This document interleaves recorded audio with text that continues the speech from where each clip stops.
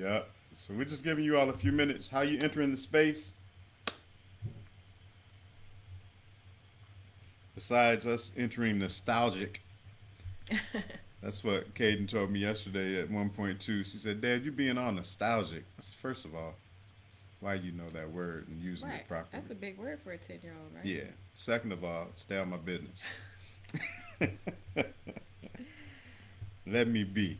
Let me be. Sometimes we gotta be that. I'm putting together some photo albums, and so yeah, I've been looking back on history with fond eyes. You know, good memories have been created, and we still create them. So that's kind of where my mind has been this week. So I see you. The entrance is finally Mm, beautiful and sunny in Michigan. That's great. finally. That's great. Because Michigan will test your patience. Yeah, we were there for an impromptu visit, um, what, a week or two A week ago, and a half ago, yeah. and it was cold. It was Yeah. cold. It was snowy. It was a trying time. Yes, the testing of our faith worketh patience, and so it was cold. And I told Camille yesterday. I said, all right, when we have control over it, I think it was yesterday. We need to not go to Michigan until after Easter. Right. And then we started charting out what months. Now, July and August, It's Michigan is the good. place to be. It's the rest of it that the weather is like, what are y'all doing? But some people love that. Mm. And we talked to some family yesterday, like, yeah, that's the part I love. Like, Yeah. we never know what we're going to get, and we like that. And I said, okay, all right, That's not my testimony. yep. Different strokes for different folks. So it's finally beautiful and sunny. Doesn't that sun just do something to your whole demeanor? Like when you have not had much sun, and then oh, see, we about to make a U-turn, and then the sun starts to shine. It does something for your demeanor where it's like, I have joy. I have a reason for joy. I have a new outlook. I'm seeing what I didn't see. And in spirit realm, I want to tell somebody your sun is about to shine. Oh my goodness, I feel it too. Your sun is about to shine. Spiritually, you've been in a dark season. You've been in the place where it seems like everything that's coming at you is against you. Oh goodness, everything that's coming at you is gloomy and dark and painful and tough to deal with and tough to tolerate. But there is a shift coming for somebody today. Ah, goodness. I love when I can speak good things and when good things begin to rise up. There's a shift coming in your atmosphere. The sun is about to shine again. I'm reminded of the scripture that says, weeping may endure for a Night. night. That's a season of darkness. Night is a season of darkness, but it is a temporary season of darkness because we do know that at the conclusion of the night, that the atmospheric pressures, the atmospheric environment is about to change, and what was dark is about to lighten up. And so, weeping may endure for a night, a temporary parenthetical season, but joy is coming when? In the In morning. the morning, in the morning, in the morning, in the morning, in the morning. That's when the sun rises. That's when we experience the dawning of a new day. That's when we begin to experience the light that begins to take away darkness, because light and darkness cannot exist in the same condition. Light always overwhelms and removes darkness from the presence of the atmosphere. And so weeping may endure for a night, but joy is coming in the morning. I'm so glad, Heather, that your sun is shining in the physical, in your climactic experience. But I'm here to tell you that it is also about to shine in the spiritual. Yeah, we playing with that pun, that the hama, what is it? Homophone. Hamo. Homophone. Are we talking about Yes, the sun, the sun, or are we talking about the son? Yes, that is the answer. Yes, we're talking about both, because the sun, the son, is a spiritual embodiment of light. And he said, I am the light of the world. Oh my goodness. But then he turned around and said, no, not just me. You are the light of the world. And so you are the sun. Shine, shine, shine, shine. I need you to keep your shine. Let it shine. We sung the song in Vacation Bible School when we were growing it up. Hide it under a bushel? No. I'm gonna let it shine. You have a light.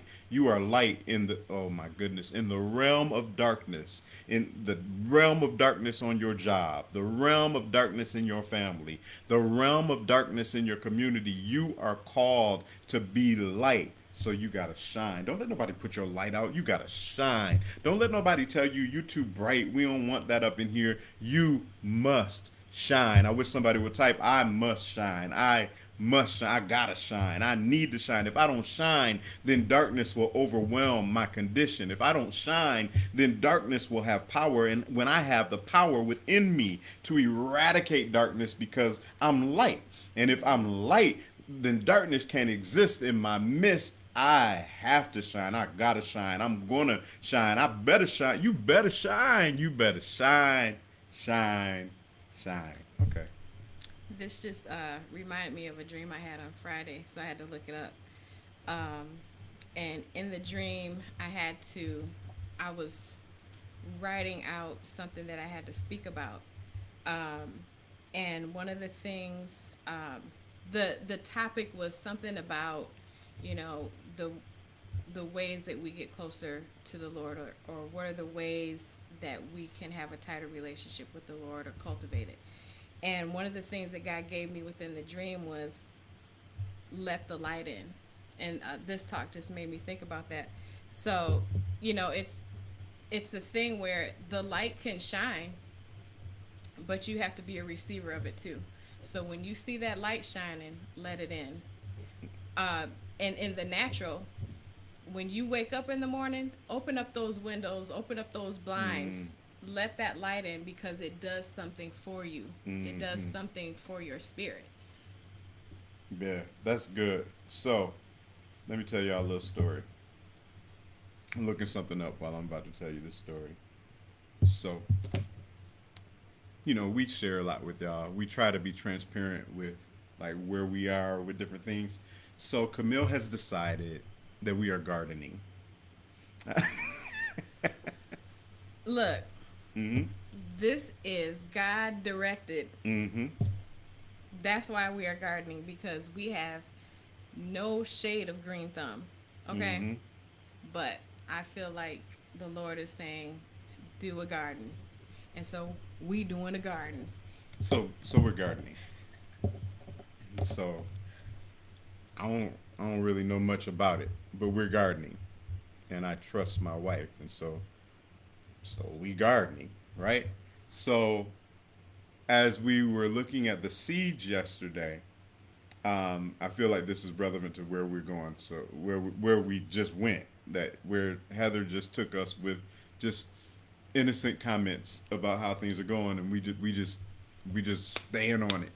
So some of the seeds said, okay, you need to let the seed, and remember, she just told you, we don't know what we're doing. You need to let the seed germinate for a certain amount of time on certain seeds before you put them in the soil, transplant them in the soil where they're going to find as a home to grow and sprout before we harvest them, right? And so we were like, wait a minute. For Caden's school, we built a grow light. Oh goodness, I'm feeling it. It wasn't a light. It was a light hut. Light hut is also called a grow light, I think. The light is the grow light. Exactly. We didn't build the light. We built the hut. Technicalities. And we input a grow light. Okay. So I'm playing. This is how we do. And so we have it in our attic. And we were like, bet we can bring the light hut. I like the name of it that you gave. We can bring the light hut downstairs and start our seedlings. Is that right? Yeah. You know, yeah, I told y'all, I don't know that this is a whole new world. Start our seedlings and give them the amount of time designated that we find when we Google, because that's what we have to do because we don't know what we're doing when we Google stuff or when we read the packages. Like, okay, so they need a certain number of weeks where they're getting started and turning into seedlings from the seed. The seedling means it's beginning, just the beginning phase of starting to sprout. But what will enhance and expedite, oh goodness, the process of the seed beginning to bear fruit, sprouting, breaking ground is enhanced and what is the word I'm looking for? Exposure to light. Like, oh my goodness, exposure to light will enhance and expedite the flourishing of the fruit. And it can't just be a few minutes a day. It needs to be hours a day. It's got to stay in. Exposed to the light. Yes, yes. It has to stay in the light. That is not always possible in a natural, oh goodness, environment. And so what the light hut has, and the grow light within the light hut, thank you for the technical You're welcome. differentiation. What that has done is it has created an environment where it can have prolonged light even in the midst of a dark natural situation to expedite the growth through exposure to light so that the seed will break through. Somebody type breakthrough. Will break through the soil and begin the beginning phases of looking like what it will be. Oh, That's goodness.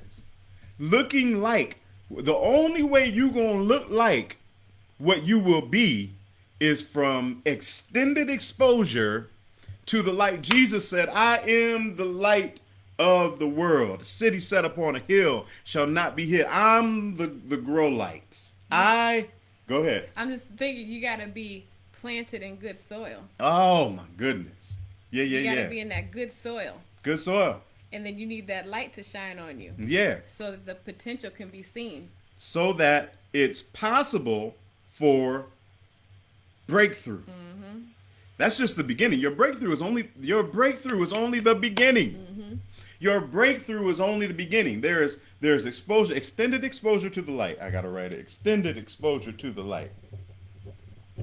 How do you gain extended exposure to the light? Jesus said, I am the light. How do you gain extended exposure to him, to the light of the world? Through certain spiritual disciplines. You can have extended. It's a grow light. It is a light hut. You can make your environment around you into a light hut. This is where light lives. Conducive. Yeah. An environment conducive for growth. Conducive to growth.